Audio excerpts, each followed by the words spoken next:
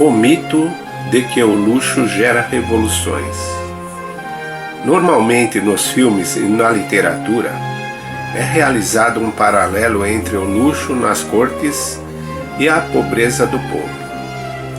Automaticamente fazemos um paralelo entre as duas coisas, como se os nobres viviam bem porque o povo vivia mal, o que não é o caso, pois a parcela dos gastos com o luxo nos impérios sempre foram insignificantes e tinha como função não o prazer do soberano, mas demonstrar a riqueza e solvência do império, assim demonstrando credibilidade aos visitantes estrangeiros.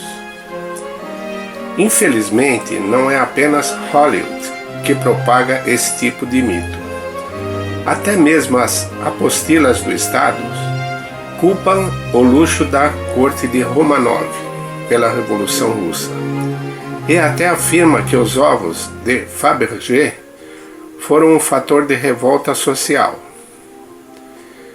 Não é preciso muita pesquisa para refutar este fato.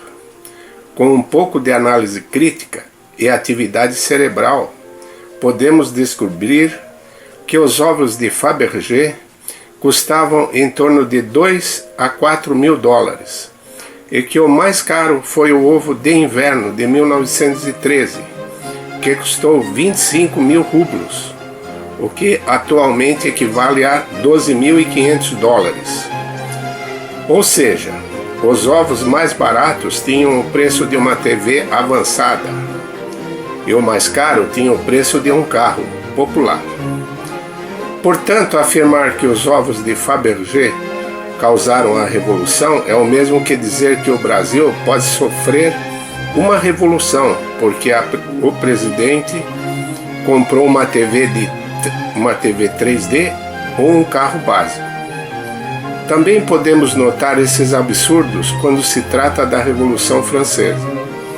Ao invés de culpar a evasão fiscal, a inflação induzida e os problemas da dívida nacional, muitos historiadores colocam como causa da Revolução as festinhas de Versalhes e os chapéus da rainha como causas da Revolução.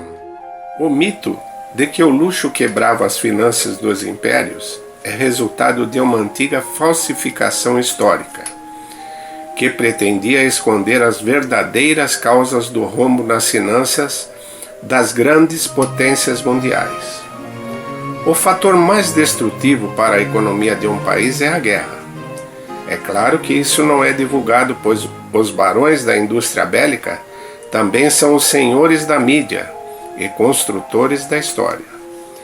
Por isso, não é de se estranhar que a história exalte tanto os reis guerreiros.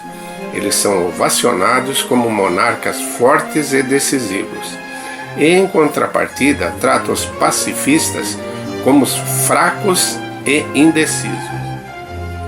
A guerra é a forma mais eficiente de tornar privado o que é público. Podemos ter o exemplo da França. Em suas inúmeras guerras, não eram apenas os grandes banqueiros como John Law que se deleitavam com os dispendiosos gastos de guerra. Qualquer um que tivesse poucos escrúpulos e muito espírito empreendedor poderia enriquecer, como era o caso de Châtelain, um noviço de um convento que, por meio de uma empreiteira militar, criou para si uma empresa de abastecimento de grãos para o exército e acumulou uma fortuna de mais de 10 milhões de libras. Samuel Bernard, o banqueiro que alcançou 30 milhões, e Bourret, fornecedor de produtos militares, que reuniu 40 milhões, enquanto os irmãos Montemortel possuíam 100 milhões de libras. Mas essas batalhas que acumularam tantos heróis e milionários foram a ruína da França. Após a Guerra da Sucessão Austríaca, e imediatamente depois da Guerra dos 7 Anos, em 1763, a dívida nacional francesa era de 2.324 bilhões de libras, ou 7,3 vezes a receita anual com pagamentos de juros no montante de 160 milhões de libras por ano, que era quase metade do orçamento anual do país. E com o posterior ingresso na Guerra da Independência dos Estados Unidos, a situação só veio a piorar. Para pagar suas pendências, o governo teve que emitir mais moedas, o que gera inflação e prejudica mais as pessoas comuns, que não podem mais arcar com produtos de primeira necessidade, que antes eram oferecidos com facilidade, pois os salários muitas vezes não estão ligados à inflação, o que gera fome e um forte mal-estar social. Por isso, seria absurdo culpar a construção do Palácio de Versalhes por ajudar a ocasionar uma revolução, pois só os juros anuais com guerras já excediam o valor do palácio. Para citar mais alguns exemplos divertidos sobre como os ovos de Fabergé são peças artísticas inofensivas para um monarca, vejamos o caso da Guerra do Iraque. Segundo o Pentágono, os gastos armamentistas com a Guerra do Iraque chegaram a 350 bilhões de dólares. Suponhamos que o presidente quisesse gastar esse dinheiro em objetos de luxos, ele poderia construir 175 palácios de Versalhes. Se gostasse de algo mais exótico, faria 1.750 Taj Mahals. Se optasse pelo colossal, ergueria 70 pirâmides de Gizé.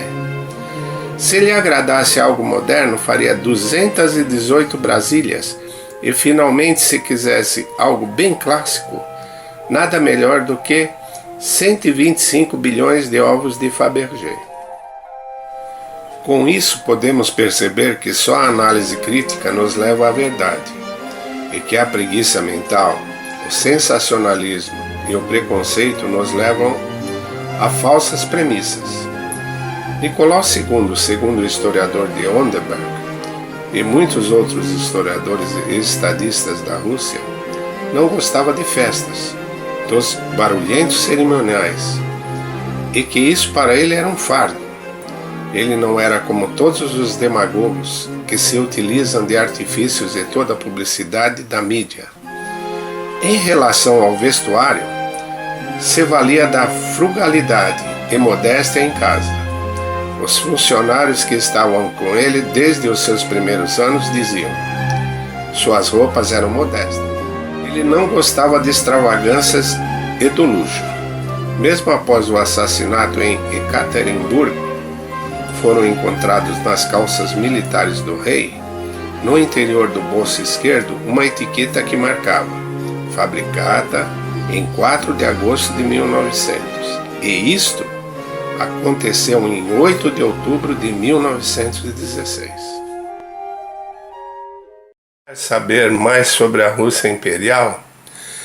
Inscreva-se em nosso canal e ative as notificações. Não se esqueça do like. Até o próximo vídeo.